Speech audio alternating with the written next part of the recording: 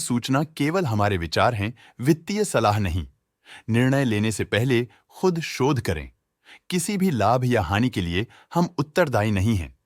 आज हम देख रहे हैं Gujarat mineral development corporation limited के 2024-25 Q4 की standalone financial performance. Starting with the sales, पिछले क्वार्टर से सेल्स में 20% का इंक्रीज हुआ है, मगर कंपनी ने पिछले साल के मुकाबले 5% का सेल्स इंक्रीज रिपोर्ट किया। Expenses 5.5% quarter on quarter increase हो गए हैं, जो साल भर के 9% के राइज के साथ अलाइन करता है। क्वार्टरली एक्सपेंसेस के कंपैरिजन में सेल्स इंक्रीज होना दिखाता है कंपनी ने अच्छा परफॉर्म किया। हालांकि सालाना कंपनी को चैलेंजेस का सामना किया। ऑपरेटिंग प्रॉफिट, जो पिछले साल के कंपैरिजन में -6% डाउन हुआ है, quarter on quarter around 109% increase हुआ है। Operating profit margin OPM annual basis पे -3% से डिक्रीज हुआ है और पिछले क्वार्टर के कंपैरिजन में 10.5% से इंक्रीज हुआ है। एक्सेप्शनल आइटम्स को ऐड करके अदर इनकम पिछले क्वार्टर के कंपैरिजन में 2% बढ़ गई, बावजूद इसकी ईयरली ग्रोथ 65.5% हुई है।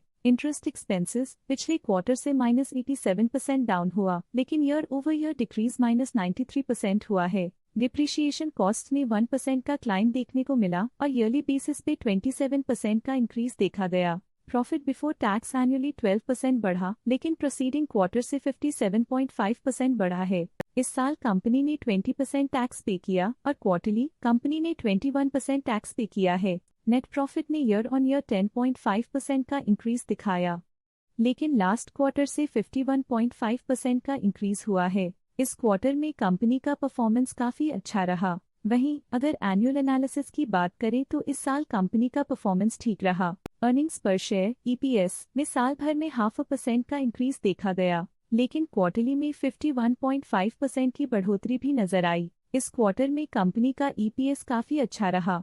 Gujarat mineral development corporation limited के फाइनेंशियल स्नैपशॉट को रिव्यू करते हुए कुछ मुख्य ट्रेंड्स सामने आए हैं जो कंपनी की परफॉर्मेंस पे रोशनी डालते हैं। मार्च 2022 से मार्च 2025 तक Gujarat mineral development corporation limited की फाइनेंशियल जर्नी में सबसे पहले बात करते हैं सेल्स की। इस साल सेल्स में 16% की वृद्धि हुई है और पिछले 4 सालों में 4% की वृद्धि हुई है, जो एक निरंतर अपवर्ड ट्रेंड को दर्शाता है। पिछले साल की गिरावट के बाद इस साल सेल्स फिर से बढ़ना शुरू हुई है, जो सफल रिकवरी स्ट्रैटेजी को दर्शाता है। अब बात करते हैं एक्सपेंसेस की। इस साल एक्सपेंसेस 20.5% बढ़े हैं और 4 सालों में 8% का इजाफा हुआ है। इस साल हालांकि एक्सपेंसेस सेल्स से थोड़ा ज्यादा बढ़े हैं, मगर ग्रोथ रेट्स का करीब होना स्टेडी ऑपरेशनल कॉस्ट को दर्शाता है। इस साल ऑपरेटिंग प्रॉफिट में 2% की बढ़ोतरी हुई और पिछले 4 सालों में -6% की गिरावट हुई है। पिछले साल की गिरावट के बाद इस साल ऑपरेटिंग प्रॉफिट में सुधार हुआ है, जो ऑपरेशंस में सफल पलटाव को दर्शाता है।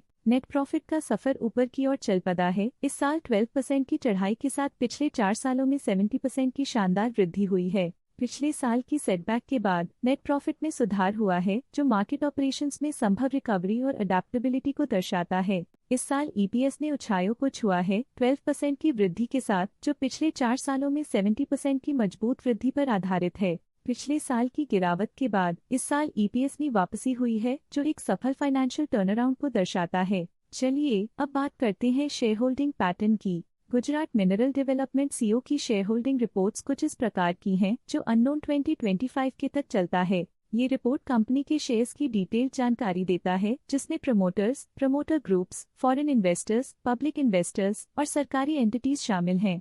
पब्लिक हेल्थ शेयर्स का परसेंटेज 2024 के दिसंबर में 23.32% से 2025 के में 23.09% तक डिक्रीज हो गया।